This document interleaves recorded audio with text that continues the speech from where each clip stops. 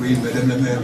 J'imagine que la définition de l'écoquartier est suffisamment lâche pour autoriser qu'on baptise écoquartier ce projet qui a 4000 m² d'espace vert sur 36 000 m² de surface au sol. Alors, je voulais savoir si vous utiliseriez votre autorité pour permettre que nous agrandissions les espaces verts du projet. Est-ce qu'il y a d'autres questions sur ce sujet? Parce que je sais que c'est quelque chose qui vous tient à cœur. Oui. Je voulais juste demander un détail là. Quand on voit le verre qui est donc a priori c'est quand même goudronné. Parce qu'il y a des gens, il y a quand même des gens qui circulent pour. Non, pas là. Non, pas là. Pas du tout. Non, ça veut dire que les artisans qui viennent avec l'électricien qui vient avec sa camionnette et son matériel, les gens qui déménagent, l'ambulance qui vient chercher des gens, où est-ce qu'ils sont pour aller... Je présente le plan, ce que je montrais. Non, mais c'est pour avoir... La circulation de voiture, elle est là. Point final. Il n'y a pas de circulation voiture ici. Peut-être un camion de livraison qui avance de 3 mètres ici pour livrer l'école. Mais il n'y a pas de circulation automobile dans la Grande Croix. Alors, sur les entrées et les sorties. Alors, quoi? Les voitures. Alors, les entrées de voiture, l'entrée de voiture, la seule, monsieur, elle est là. Les voitures rentrent ici, tournent. C'est ce qu'on vous montrait tout à l'heure sur la circulation douce. Tournent sur cet espace-là à moins de 20 km/h. Ça, c'est goudronné. Ça, c'est goudronné.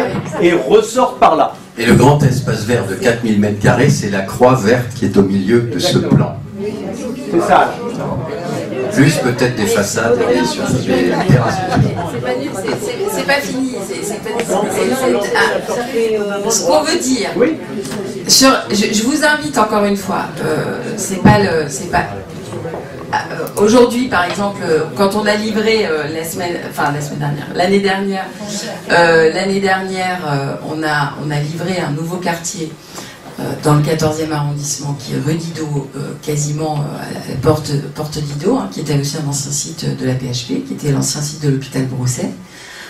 Aujourd'hui, on a livré des logements, voilà, privés, intermédiaires, sociaux, une crèche, voilà, un certain nombre de choses qui vivent très très bien.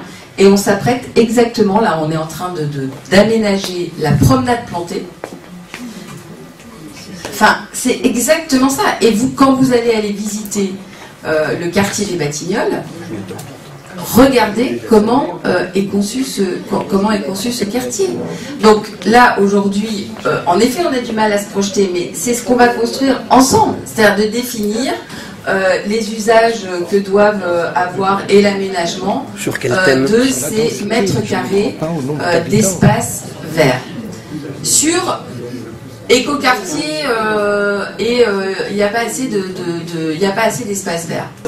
Donc, alors sur les espaces de vie, oui, les espaces de vie en fonction des gens, pas en fonction des cubes qu'on va mettre. Mais non, mettre des gens dans oubliez les cubes. Mais oubliez les cubes. Ça, ce sont des. Il n'y a pas de vision.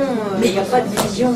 Oubliez les cubes et sur l'ensemble, ce qu'on a aussi imaginer, et on a pris en compte un certain nombre d'intelligence pour imaginer. Les enfants, ils crèvent là. Alors, attendez, je vais juste répondre, puis après je vous redonne la parole. Déjà, ce qu'on a dit aussi, c'est que pour éviter l'effet dortoir, ça vaut pour les logements en accession comme pour les logements sociaux. Pour éviter l'effet dortoir et l'effet où on a anticipé. Et on propose de travailler sur l'ensemble des rez-de-chaussée des bâtiments, excepté le bâtiment Pinard qui lui aura une vocation, mais par contre d'activité pour le quartier. C'est-à-dire que dans le bâtiment Pinard, vous pourrez aller faire du yoga ou du hand. Enfin, je veux dire, voilà, les enfants pourront y aller. Oui, enfin bon, d'accord. Mais aussi, on pourra emmener les enfants à la crèche et les enfants à l'école. Bon.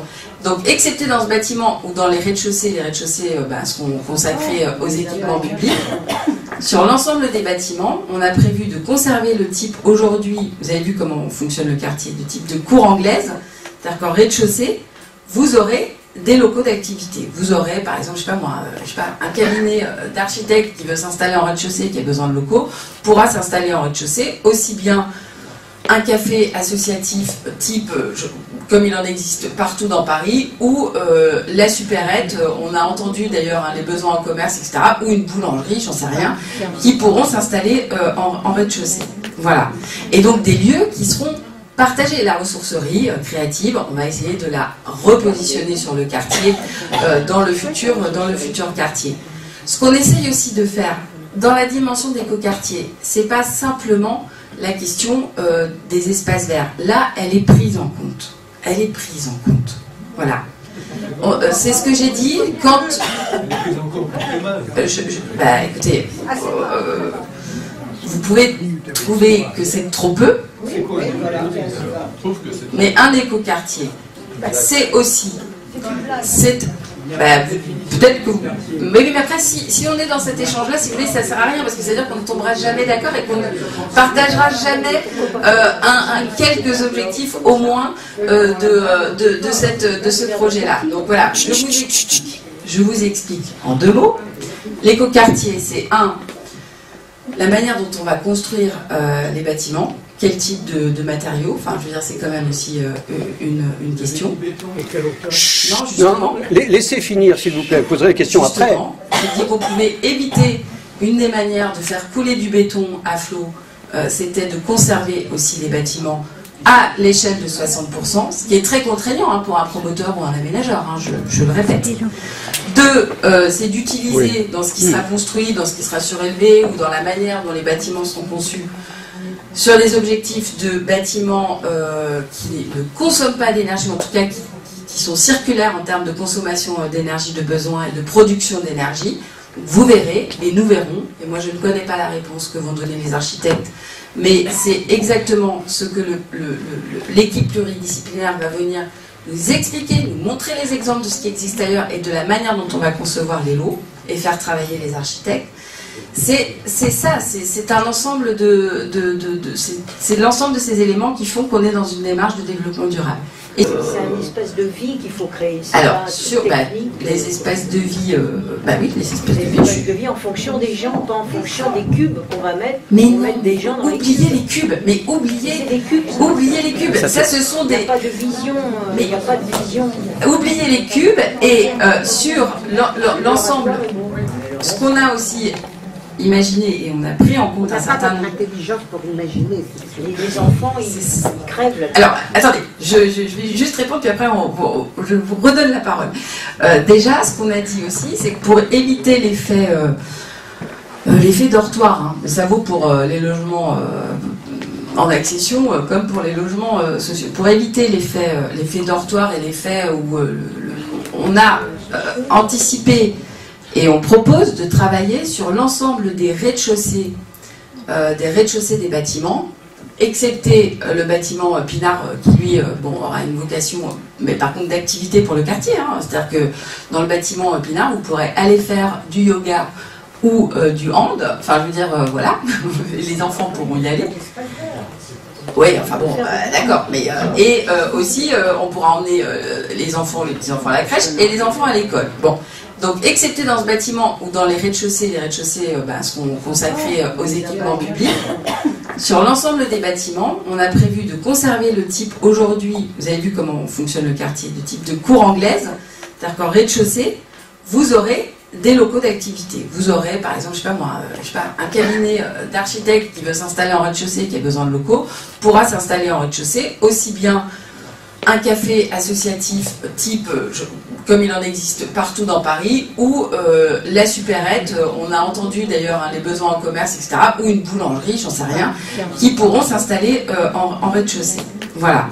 Et donc des lieux qui seront partagés. La ressourcerie créative, on va essayer de la repositionner sur le quartier, dans le futur quartier. Ce qu'on essaye aussi de faire dans la dimension d'écoquartier, c'est pas simplement la question des espaces verts. Là, elle est prise en compte. Elle est prise en compte. Voilà. C'est ce que j'ai dit quand... écoutez, vous pouvez trouver que c'est trop peu, mais un écoquartier, c'est aussi, peut-être que vous... Mais après, si on est dans cet échange-là, si vous voulez, ça ne sert à rien, parce que c'est-à-dire qu'on ne tombera jamais d'accord et qu'on ne partagera jamais quelques objectifs au moins de ce projet-là. Donc voilà, je vous explique en 2 mots. L'écoquartier, c'est la manière dont on va construire les bâtiments. Quel type de matériaux? Enfin, je veux dire, c'est quand même aussi une question. Non, justement. Laissez finir, s'il vous plaît. Vous poserez les questions après. Je dis qu'on pouvait éviter une des manières de faire couler du béton à flot, c'était de conserver aussi les bâtiments à l'échelle de 60%, ce qui est très contraignant pour un promoteur ou un aménageur, je le répète. 2, c'est d'utiliser dans ce qui sera construit, dans ce qui sera surélevé ou dans la manière dont les bâtiments sont conçus, sur les objectifs de bâtiments qui ne consomment pas d'énergie, en tout cas qui sont circulaires en termes de consommation d'énergie, de besoin et de production d'énergie. Vous verrez, et nous verrons, et moi je ne connais pas la réponse que vont donner les architectes, mais c'est exactement ce que l'équipe pluridisciplinaire va venir nous expliquer, nous montrer les exemples de ce qui existe ailleurs et de la manière dont on va concevoir les lots et faire travailler les architectes. C'est ça, c'est un ensemble c'est l'ensemble de ces éléments qui font qu'on est dans une démarche sur les espaces verts. Et vous savez qu'on est en train de rendre totalement public le jardin de l'Observatoire. Sur ce qui se passe là, sur l'Institut des jeunes filles aveugles, on est aussi en train de travailler sur, après les travaux, faire que ce jardin soit à nouveau accessible à l'ensemble. L'Observatoire, c'est le 14e. Ah, je croyais que c'était pas... Eh bien non, c'est entièrement dans le 14e et on peut tous en être très fiers. Mais du coup, vous voyez, sur l'Institut des jeunes filles aveugles, sur ce qui est à côté actuellement en chantier, sur un très beau projet, de rendre ce jardin en partie accessible, pas tout le temps, pas toute la nuit, pas tout ça, etc. Mais en tout cas que ce soit à nouveau accessible à tous et à toutes. Peut-être qu'un jour, ce qui est juste à côté, on ne sait pas, mais peut-être qu'on peut du coup dans la dynamique, je sais qu'on est en contact à nouveau avec les propriétaires du terrain d'à côté, on ne sait pas, mais voilà, ça peut être quelque chose qui évolue. On va refaire ensuite, on va travailler sur la place d'Enfer Rochereau, qui aujourd'hui a des squares qui sont plus ou moins, voire moins agréables. Donc on est en train de retravailler sur cet espace-là. Donc il ne faut pas s'arrêter, si vous voulez, juste à ces croix qui aujourd'hui d'ailleurs n'existent pas en termes d'espace vert, et donc on apporte quand même 4000 m² supplémentaires, qui n'existent pas aujourd'hui. Attendez, Madame la maire, pardonnez-moi, je vous réponds juste en 2 mots. Vous êtes en train d'illustrer ce que nous avons dit en début de réunion. Vous n'avez pas assez d'espace vert dans votre projet, vous le faites payer par tous les espaces verts environnants. L'îlot de pureté sera payé par les riverains. Je suis désolé, c'est incroyable ce raisonnement. Pardonnez-moi. Aujourd'hui, il y a 0 m² d'espace vert sur ce site.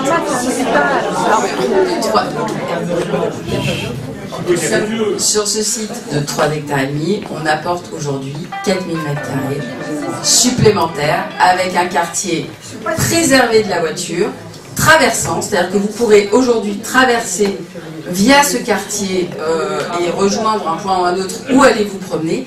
Et vraiment, je vous invite à aller regarder les quartiers, les nouveaux quartiers de Paris qui ont été livrés récemment. Attends, non, s'il vous plaît. Voilà. J'ai une question ici, l'espace vert, mais nous y ramène sur la densité. Oui, merci. Je voudrais savoir, les 43 000 m², c'est 43 000 m² d'appartements ou ça contient aussi les paliers, les escaliers, etc. Ça, c'est la source. C'est 43 000 m², c'est au total. C'est du bâti. C'est du bâti. C'est du bâti, donc c'est y compris les paliers. Y compris les paliers. Bon, en tout cas, vous dites, j'ai lu dans une des diapos précédentes, 600 logements, 1400. D'accord. 1500 habitants. C'est-à-dire dans des logements sociaux, 2 habitants et demi par logement, ça me paraît très faible. À mon avis, ça sera plus. Non, mais, Deuxièmement, pas que excusez-moi, je continue. Je le répète quand même. Bah, et 1500 divisé par 600, ça fait 2,5. D'accord, mais il n'y a pas que des logements sociaux. Enfin, non. Bon, deuxièmement, le problème des deux immeubles Chauffry et Petit, qui me paraît accablant quand même. Ça, c'est terrorisant. Je vous rappelle. Je vous rappelle. Quand par exemple, vous disiez, monsieur, oui, pour accéder aux cours à l'intérieur, au cours, on va devoir passer par 8 corridors, etc. Aujourd'hui, enfin, je le répète, aujourd'hui, on ne peut, je vous le demande vraiment, on ne peut absolument pas dire ça. Parce que vous allez, aujourd'hui, enfin, sauf si vous connaissez, hein, dans ces cas-là, je peux bien qu'on me le présente, sauf si vous connaissez, les cabinets d'architectes qui vont travailler. Ah, mais si ce projet n'a rien à voir mais je dis, Madame, quand même. je n'arrête pas de dire que lorsque nous allons, si vous le souhaitez, et encore une fois, je veux vraiment que vous participiez à ce travail. Lorsque nous allons travailler et rédiger avec Paris Batignolles Aménagement, les lots pour ces deux qui vont être mis sur lesquels les promoteurs, les bailleurs, les architectes vont devoir rendre des projets sur ces deux îlots, mais comme sur les autres d'ailleurs. Lorsque nous allons travailler à ça cette année, pour un objectif de retenir les premières équipes dans un an. Là, on est en mars 2017. Dans un an, on espère avoir des premières équipes sur au moins une partie de programme, que ce soit sur le bâtiment Pinard. Et par exemple, on va dire, Paris Batignolles, il travaille aujourd'hui, donc je vous dis ça, ce sont des hypothèses, sur le bâtiment Pinard et sur le bâtiment Petit. Quand on va rédiger ces cahiers des charges, on va écouter, et vous allez nous dire, oui, bah alors, ce qui serait bien, c'est quand même qu'on évite le côté pâté et le côté enfermement de la cour. Et en tout cas, demandons aux architectes, et nous retiendrons les projets qui auront travaillé, voilà, d'une manière un peu inventive et ingénieuse, ces aspects-là. Comme par exemple, et j'en ai déjà parlé, à votre président et à votre vice-président sur le bâtiment Lepage, qui donne sur la rue Boissonnade, sur la hauteur, sur le dégradé, sur le retrait par rapport à la rue, sur aussi l'accès. Tout ça sera indiqué comme préconisation aux architectes, aux promoteurs, aux bailleurs qui vont réaliser ces bâtiments. Nous avons entendu Madame la maire. Mais ne figez pas et n'arrêtez pas et ne vous arrêtez pas sur cette forme. Nous n'arrêtons pas comme Madame la maire. Ce qu'était le pré-projet Lozeral. On voit celui-là et nous vous entendons quand vous nous dites que ce ne sera pas les bâtiments. Mais là où nous avons une très grande surprise, c'est que pour faire tenir 600 logements et 43 000 m², j'entendrais quelqu'un qui disait dans l'assistance, mais non, mais il faut faire des petits immeubles isolés, voire des maisons. Oui, mais on ne peut pas mettre 43 000 m². Donc, notre propos est de dire aujourd'hui, ok, vous nous dites qu'il ne faut pas considérer que ça, c'est les plans définitifs, nous le savions. Non, nous le savions. Mais pour autant, faire tenir cette densité, ces 600 logements, ces 1500, vous vous êtes mis des contraintes qui, nous semble-t-il, avec ces fichus invariants, empêchent d'avoir des réflexions aussi intelligentes que celles que vous proposez. Autre question. Pas du tout. C'est notre crainte. Oui, mais je sais bien. Mais du coup, après, c'est ce que je vous dis aussi, c'est que soit... je rappelle le point de départ de ce site-là aussi. La ville a acheté ce site à la PHP, que la PHP avait mis en vente, ça fait partie de sa politique par regroupement, sur le site Cochin, etc. La ville a racheté ce site 90 millions d'euros à la PHP. 90 millions d'euros. Mais c'est quoi le problème? Soit on laissait quelque chose en friche, soit on le laissait totalement aux mains d'un privé. Totalement. Je ne crois pas, enfin après, peut-être que vous connaissez, demandez peut-être à des amis ou à des connaissances promoteur. Je ne crois pas que si un privé, très concrètement, avait racheté ce site-là, il se serait embêté avec 4000 m² d'espace vert et avec une densité rabaissée. Je vous le dis, comme on ne va pas refaire l'histoire et on ne va pas, voilà, parce que ça ne sert à rien, parce que nous on voulait une maîtrise publique de ce site-là. En tout cas, je ne suis pas sûre qu'un parc aurait été construit sur ce site. Allez, une question. Je veux dire, et donc participer avec nous et avec Paris Batignolles Aménagement et avec l'ensemble des acteurs qui veulent participer à la construction, participer à la rédaction des cahiers des charges de ces lots, et ensuite nous débattrons lot par lot. C'est tout le travail que nous avons à faire cette année. Une question, madame. Non, c'est pas du tout une question, mais c'est simplement, disons, une vue. Moi, je constate simplement que vous construisez uniquement, oui, une ville entre des espaces verts qui sont déjà existants et qui n'appartiennent pas à la ville de Paris. Mais non, tout à fait. Et c'est oui et non. Hein. Ben, non, je regrette, ils n'appartiennent pas à la ville de Paris. Ce sont des propriétés privées. Ah mais exactement. D'accord. Mais par exemple, là, si vous voulez, je dois dire que effectivement, lorsque nous avons entendu parler d'écoquartiers et lorsque nous avons entendu parler d'augmentation d'espaces verts, à la vue, je n'en vois pas tellement la mise en place. Alors, c'est vrai que dans les projets sont prévus des espaces verts en terrasse.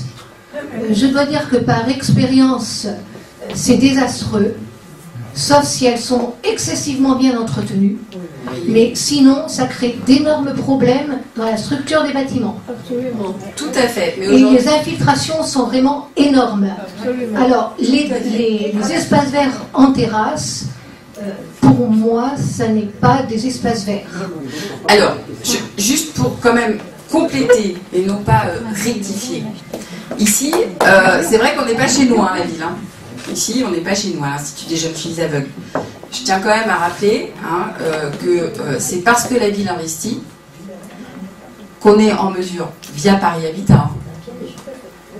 Non mais, je dis quand même que l'investissement public, parfois, aide et concrètement permet la réalisation ici d'un foyer pour personnes et enfants handicapés, de la réalisation à nouveau dans des locaux juste décents et modernes, hein, sur l'ensemble de l'IDES aujourd'hui. Et ça, c'est parce que la ville, à un moment donné, a dit, écoutez, nous, on est là, hein,